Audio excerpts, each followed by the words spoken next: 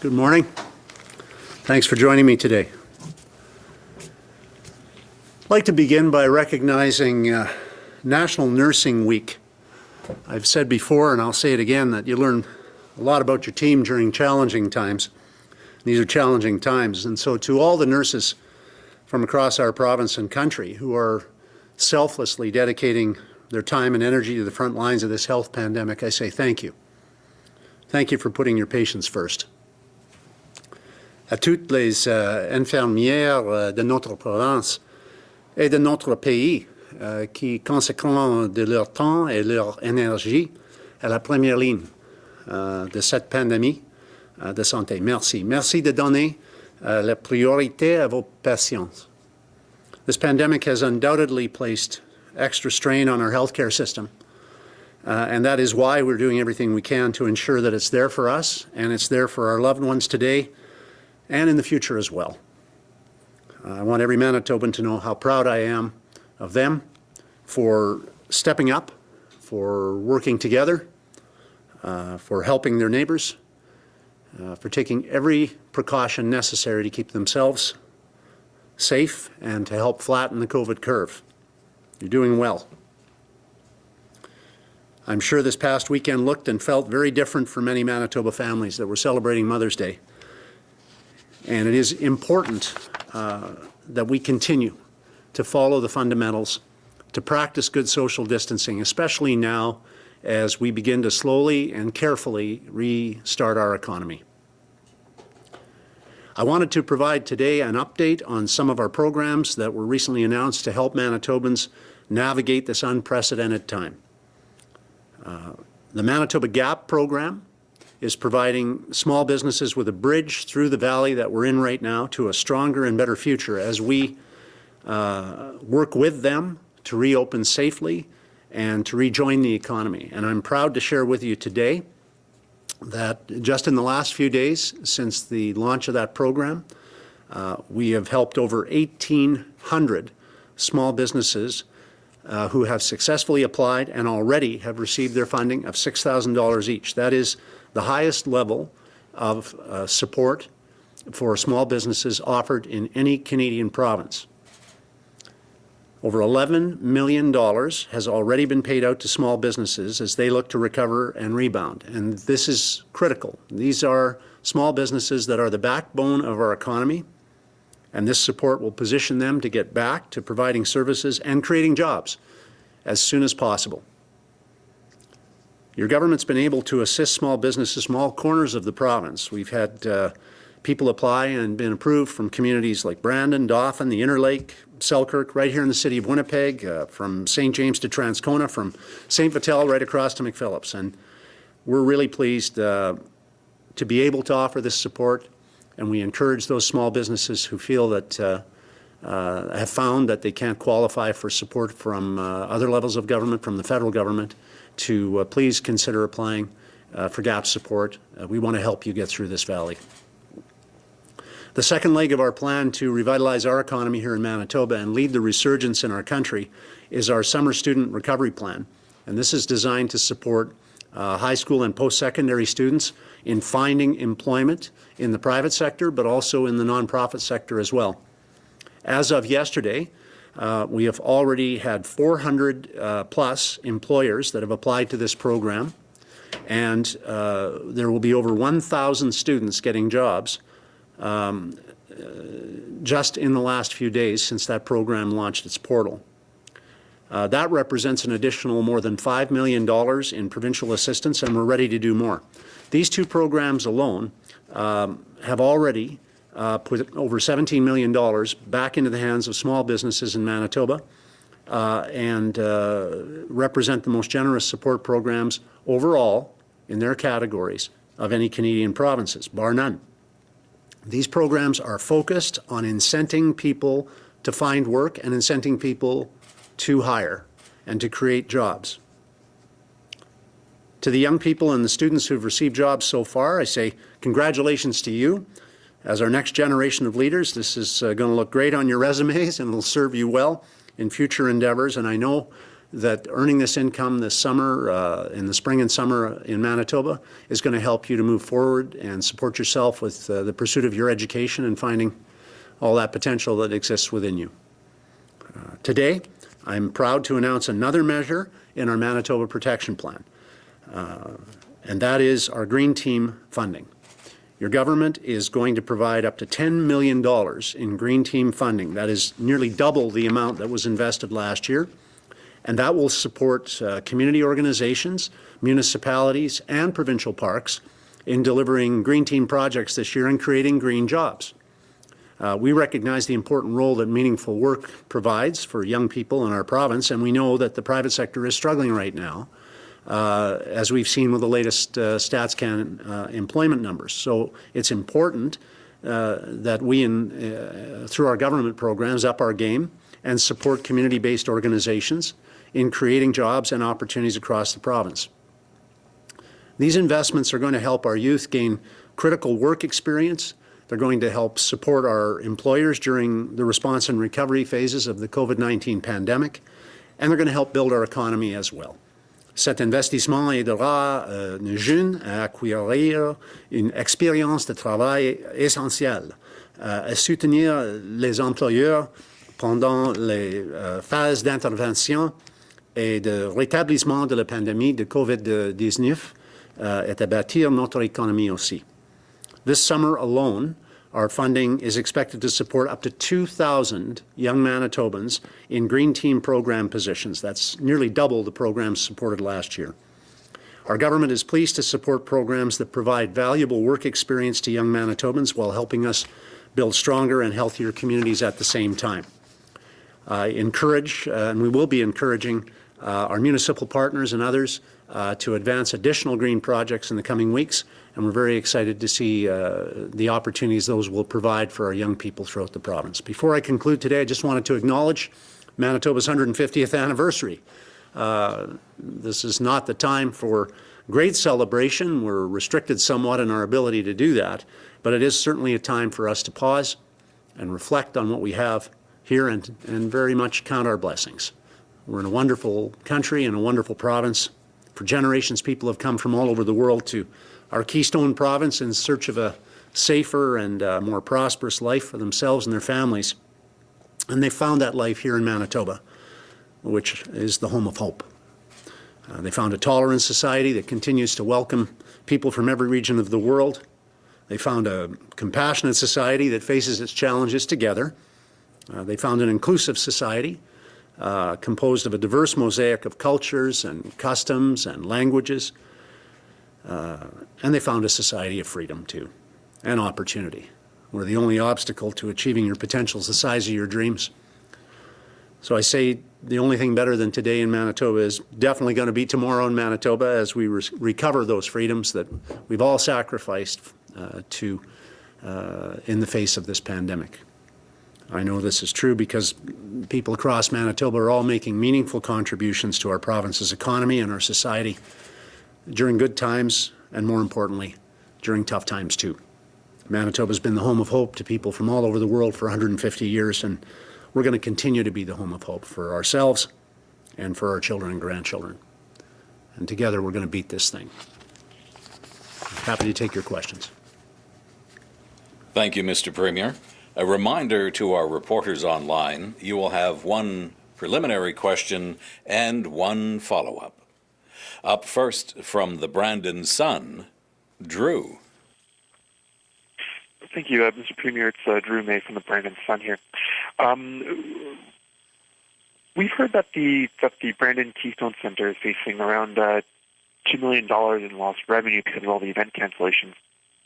Just wondering if the province is considering any financial aid for the organization or in any talks with the Keystone Center about that? Well, as you know, Drew, we had just increased the secure funding for the Keystone Center by a significant amount just some weeks ago.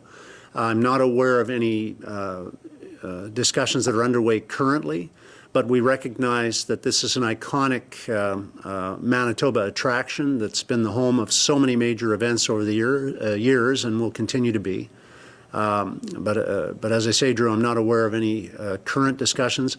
I can only say that we've clearly demonstrated as a government our appreciation for the work that's done at the Keystone Centre and its vital importance, not just to Westman, but to the province of Manitoba as a whole.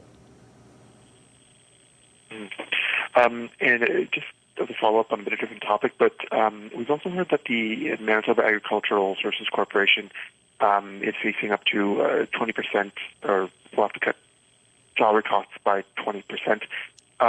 Just wanted to comment on, why that is and why they're asking to cut so much. Manitoba Ag Services has been undergoing a number of changes well before the pandemic came along. There's not enough work for everybody right now, I can say that for sure. But the reality is that those changes you're referring to may well have been changes that were already contemplated pre-pandemic.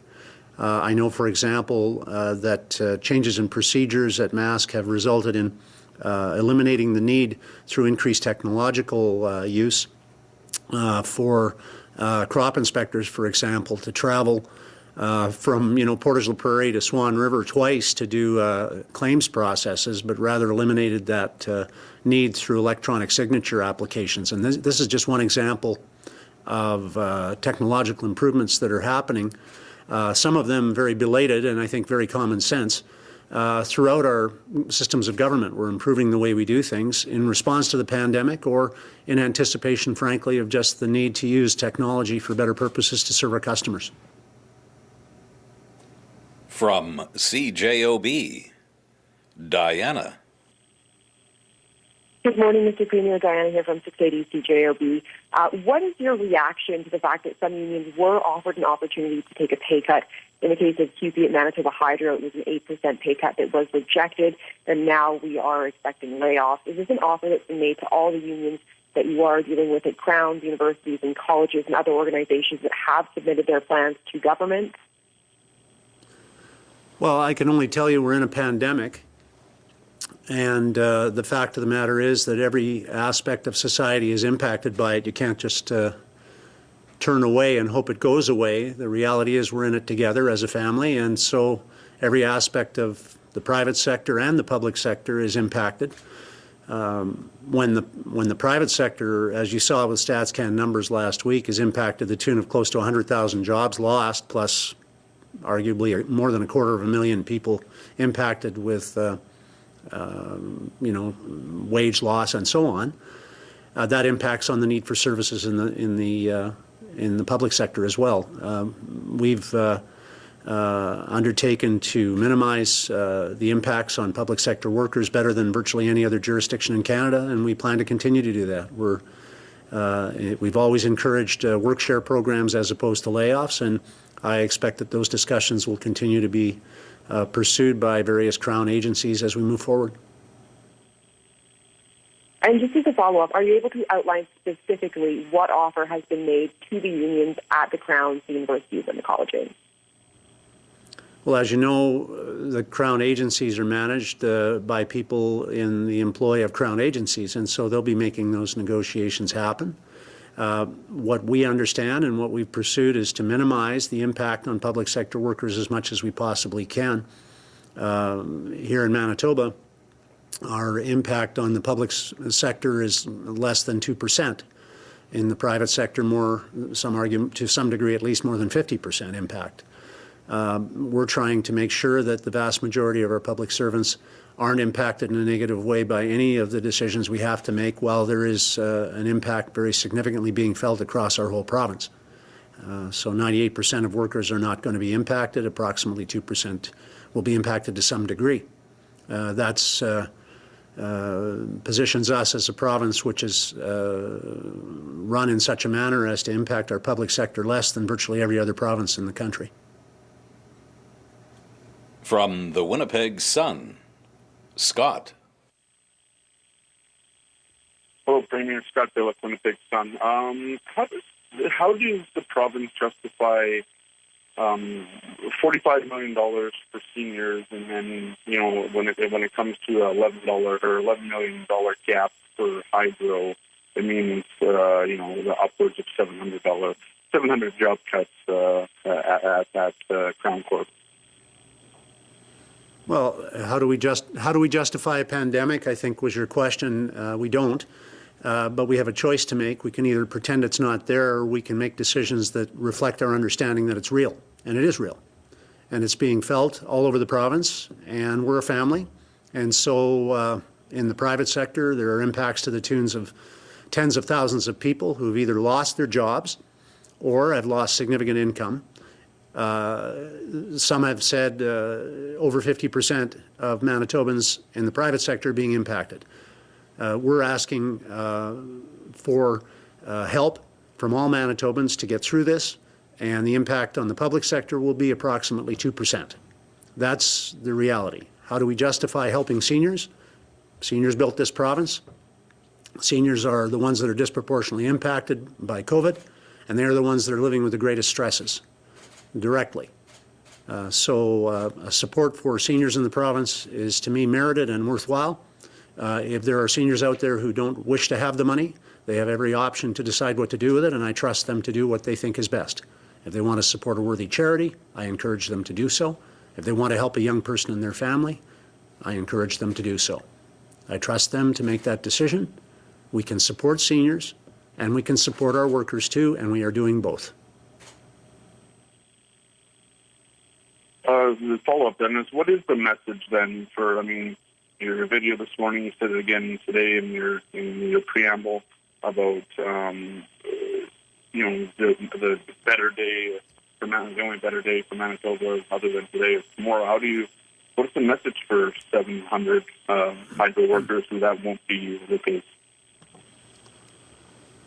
Well, the message, I guess, is pretty clear. We're either going to act like there's a pandemic and respond to it appropriately, and there's going to be some consequence to a lot of us in the short term, most of us, in fact, because we're all in this together. Or we can ignore it and hope it goes away, but that isn't going to make our recovery very steep. It's going to drag out this thing a long time. So we're going to do this intelligently, and we're going to do it together. We paid $2 billion of taxpayer money into a fund to pay workers when there isn't enough work. And now some people are out there advocating that we shouldn't use that money. We should just borrow more and act like there isn't a pandemic. We're not going to do that. There is a pandemic, and we're going to draw on the Employment Insurance Fund for some of our workers, fewer than 2%.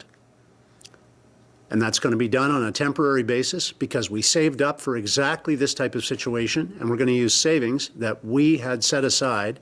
We're not going to add to our debt load. The highest indebted people in the country live in Manitoba. We're going to make sure that we do everything we can to keep as many people as possible at work in the public sector and also help as many people as possible across the province get back to work as soon as we can. Our goal is to lead the country in recovering from this thing, and we don't do that by ignoring it. We do it by facing it. From CBC Radio Canada, Patrick. Bonjour, Mr. Pallister, Patrick Foucault, Radio-Canada. Just to follow up on a few questions asked earlier, I know you've answered on the layoffs at Manitoba Hydro, the impact on the workers, but what would you tell the customers? So Manitobans who are concerned that their hydro services might be impacted by those layoffs, and will services be impacted, and so how?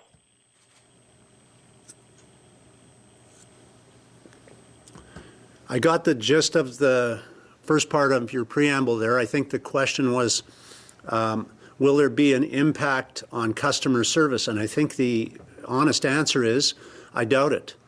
I think that the reality is that hydro provides many services to the private sector that it does not need to provide to such a degree right now because the private sector in Manitoba is dysfunctional. You saw this with the employment numbers that were released last Friday. So you have over almost 100,000 Manitobans out of work. You have a number of small businesses that are still operating at reduced capacity or not operating at all. And hydro doesn't need to provide as many services right now to the private sector as it normally does. There's work for 98% of the people at hydro. There's not the 100% of work that there normally is. And so hydro is looking to take steps to find some savings in the short term with temporary measures, so that we can all recover together and get back to work. Thank you, and hopefully the sound will be better here. Sorry about the technical problems earlier. So on another topic, Yesterday, the Manitoba Nurses Union showed concerns regarding the fact that some nurses are being asked to wear only one mask per shift, and the union says this might facilitate the propagation of the virus, compromise their safety. We hear a lot that we have good amount of PPE and masks in the province, so why do we still ask that for nurses, and is this something your government wants to change? I can't speak to the issue, the specifics of the issue you raise. I can only say that I know that our frontline workers are important to all of us, and we're doing our very, very best to provide support and resources to our frontline to the tune of now billions of dollars, much of that for personal protective gear. And I know also that many people are working very, very diligently within government and networking across the country and around the world to satisfy the needs for personal protective equipment as well. And those needs will very likely expand as more private sector businesses are able to get back up and running. I know that we've had some very good success at sourcing additional gear here in Manitoba and across Canada, and I know that those efforts are appreciated by all Manitobans. From CBC Manitoba, Bart. Mr. Premier, why cut hydro if you cannot derive a greater dividend from it right now? Well, again, I would say we're in a pandemic. The need for work is not as great as we would like it to be. Our economy is obviously struggling. We've done a better job, I think, than many provinces. And I'm not being critical of other provinces. I just simply would say that we have kept the vast majority of our people in the public service fully employed since the beginning of this pandemic, apart from some employees at liquor lotteries. We've really essentially the impact on the public sector of layoffs has been minimal. At this point, we're looking for 2% contribution to the family cause of getting through this pandemic. From the public sector, we know that the private sector's contributions that have been forced upon them are multiples of that. And so we'll continue to take measured, balanced steps to get through this thing, but we can't go ahead as if there's nothing happening. It's a pandemic. It's global in nature. It has effects on our economy that are very real, and we're working to make sure that we minimize those effects, but we also have to balance the approach so that we can get through this thing together. Okay, why cut the University of Winnipeg's funding when there's increasing interest in enrollment in post-secondary studies? Well, again, the impact on the University of Winnipeg, I'd have to review the specifics, I think was under 2% as well. And the administration came forward with a proposal that would see some temporary reductions in expenditures in certain categories. As far as reductions in funding, we have a global pandemic here. It exists, it's real, and we have two choices. We can either just add to our already record levels of debt, the highest of any Canadians are endured by us in Manitoba, unless you ignore hydro debt. If you'd like to ignore it, you can, but it's real and it has to be serviced. And so we have a choice. We can either add to that debt and hand this obligation off to us when we're older or our kids, or we can deal with it responsibly now. So we're going to face up to the challenges of dealing with it responsibly now. That's the choice we're making. And I would emphasize again that in virtually every other jurisdiction in Canada, with the possible exception of two maritime jurisdictions that I've looked at, Manitoba has kept people working. We have been paying for all our civil servants, all their benefits, all their packages and pensions, right up till now, and now we're asking 2% of our public sector to share the burden by using a fund that we put $2 billion into over the last 10 years. I think it would be irresponsible not to use that source of additional support for our workers. I would prefer that we see work share arrangements entered into, and we have said as a government we would prefer that. Some of the unions have said they don't want to do that. That is what's brought us to the point we're at now. But to suggest we should do nothing is to suggest we should simply prolong the period of recession, and we won't do that. We're going to lead the country, And recovering and getting through this together is what we're about as a family, so that's how we'll deal with this issue. From the Canadian Press, Steve. Steve Lambert from the Canadian Press. Premier, given that Manitoba Hydro is a Crown corporation, and I know the province backstops the debt, but its day-to-day operations are funded by ratepayers, how does cutting costs of hydro help the government? Because it doesn't seem to free up any money that can be transferred over from the Crown corporation to, say, the healthcare system. So how does cutting costs of hydro help the government? Well, you could conversely ask, how does not cutting costs at hydro help the government? And I think the answer would be, it would deepen the period of recovery, increase the debt at hydro, which is a significant concern. We've overbuilt at hydro, so we have a massive debt there, as you know. And therefore, it would create greater likelihood that hydro wouldn't be able to contribute to the recovery going forward. We believe that Manitoba Hydro is an important asset owned by Manitobans, and we want to see it strengthened, not weakened. And speaking of contributing to the recovery, a former government took a dividend from hydro around 2002. Are you planning to do something similar? And is that why you're trying to control costs of hydro so that there can be extra money extricated by the province? No, hydro's a key asset for Manitobans, belongs to Manitobans. And if we can get through this thing, and we think that we're making good progress on recovering, better actually than many other provinces, when we get through this thing, hydro needs to be strengthened, not weakened. It has been weakened over the last number of years through some overbuild. There's some massive debt there. We own that debt. So again, the choice is simple. You can ignore the pandemic, increase the debt at hydro, and increase the government debt, and then we'll just have less money to work with going forward and a longer period of recovery. Instead, we think the responsible thing to do, because we are a Manitoba family, is for all of us to take a look at doing something now that responds to the realities of the pandemic. There's less work for everybody. 2% is what we're asking the public sector to do, to contribute, to assist with, and we think that that will speed the recovery. On a temporary basis, there'll be some lost work. There's no doubt about that. But the fact of the matter is, we need to get through this together as a family, and this is how we're going to do it. From CTV Winnipeg, Jeff.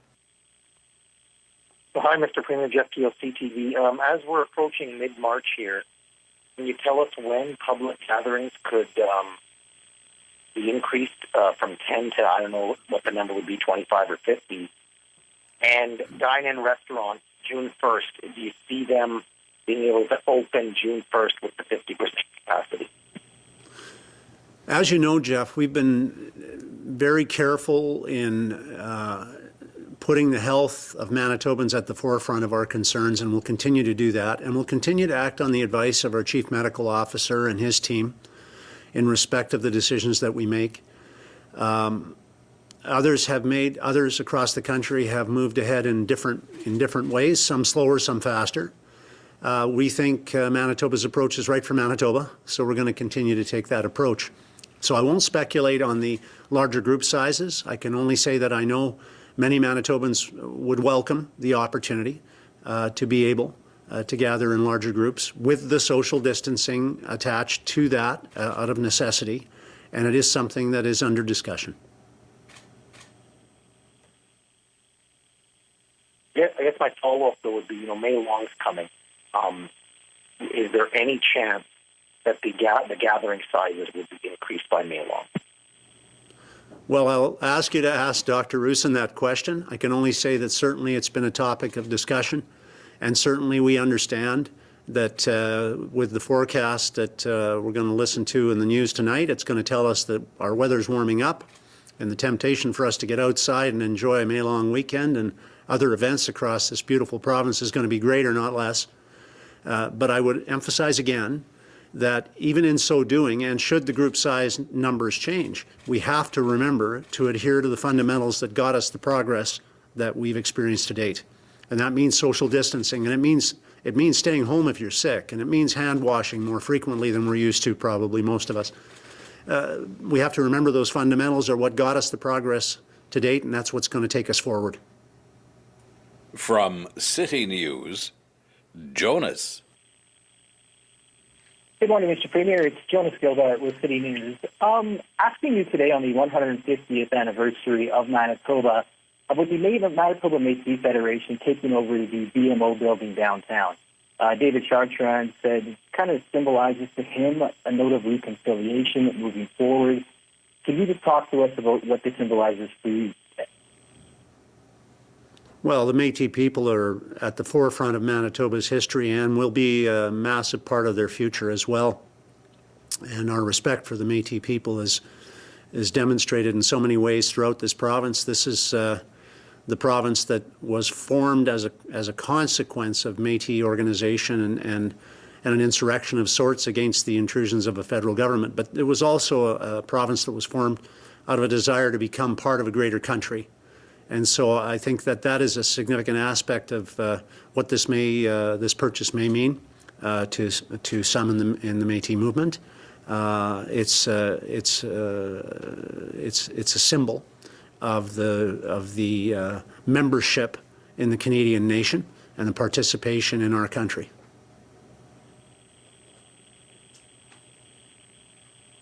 Thank you, sir. No follow this morning. Thank you. From the Winnipeg Free Press, Larry. Premier, notwithstanding your comments just now, I note that in your statement, official statement today on the province's 150th anniversary, that you make no mention of the Métis or First Nations or Indigenous people. Is this an oversight? Was it intentional? How come there's no mention in your official statement? Well, Larry, because I also didn't mention veterans or pioneers or immigrants who helped form our population pre-Confederation or people from all over the world. So I guess I basically offended everyone by trying to be inclusive and make a statement about the unification of our province and the unity of our province. That was the intent of the statement. And I think that's something that we should celebrate. We're a province of incredible diversity, so I didn't choose to single out any group in my statement. I chose to think of us all as Manitobans in the context of Manitoba's 150th, which we celebrate today. My follow-up is on the hydro cuts. I know a few minutes ago you said that there's not as much activity in the private sector, although the lights still have to stay on. The power still needs to be there, and given that Manitoba Hydro said exactly a year ago that further reductions would significantly increase the risk of public and employee safety, system reliability, levels of service, how do you justify cuts at this time? Well, Larry, I don't think it's escaped anyone's attention. We're in a pandemic. It's a global pandemic. It has no precedent. And I doubt that Hydro, in its statement of a year ago, anticipated such a pandemic being a reality, but it is a reality.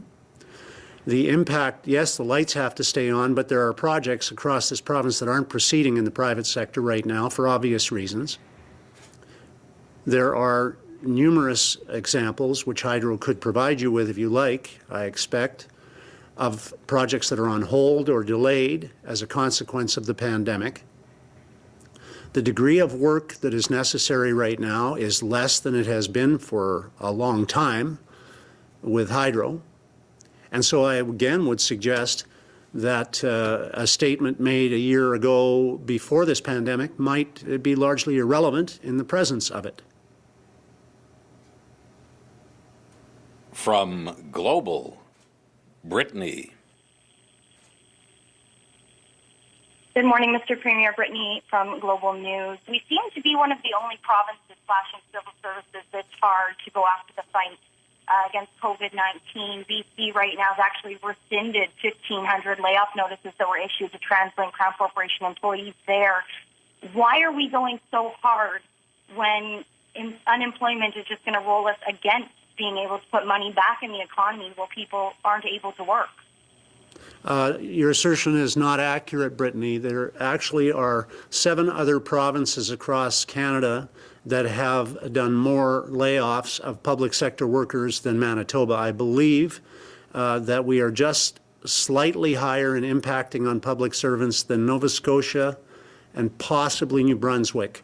So every other province has done far more than we have, much more than we have, in terms of addressing the 2% requirement that we have applied to the public service.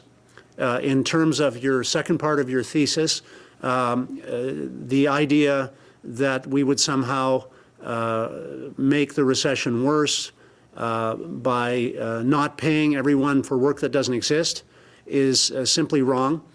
We can't just borrow our way out of this pandemic. Well, I mean, others might try, but that's not the approach we're going to take as a government. We are already the most indebted people in the country when you factor in all our debts. And so adding to that will add to the burden of ourselves when we're older, future generations, our children, our grandchildren, others who come here to settle here, and will make us less competitive as a province. So what we're doing is a balanced approach that doesn't sell off our own future at the expense of satisfying everybody today. Frankly, we're making some difficult decisions as a government, and those difficult decisions may not have been made in the past, and they may not have been made by others who speculate, but they are being made today to make sure that we can emerge stronger as a province and that we can lead this country in recovering. In other words, that we'll come out of this pandemic stronger, not weaker. And it's been more than 3 weeks since public sector unions were asked to start looking at those cuts. Have they been provided with a list of who's been deemed essential and non-essential yet? Those are all part of the discussions that are ongoing, Brittany. You're going to hear from various aspects of government and government-funded agencies over the next while, I expect, about how those negotiations are going. The fact is that we've kept everybody except some dealers of cards at liquor and lotteries whole since this pandemic began. That's almost 2.5 months now of everybody being on the payroll and paid, even though there wasn't as much work as is normally the case without a pandemic. We've kept them on while close to half the private sector has been impacted. Close to 100,000 people have lost their jobs. We've treated the public sector with great respect. Now we're asking with great respect for the public sector to share to the tune of 2% in helping us find resources for our front lines, in helping us face the challenges that their friends and neighbors across the province are facing, because we're in this together. And we're going to treat this as any family would. If somebody else in the family is hurting, you don't stand back and do nothing. You step up and you do your part.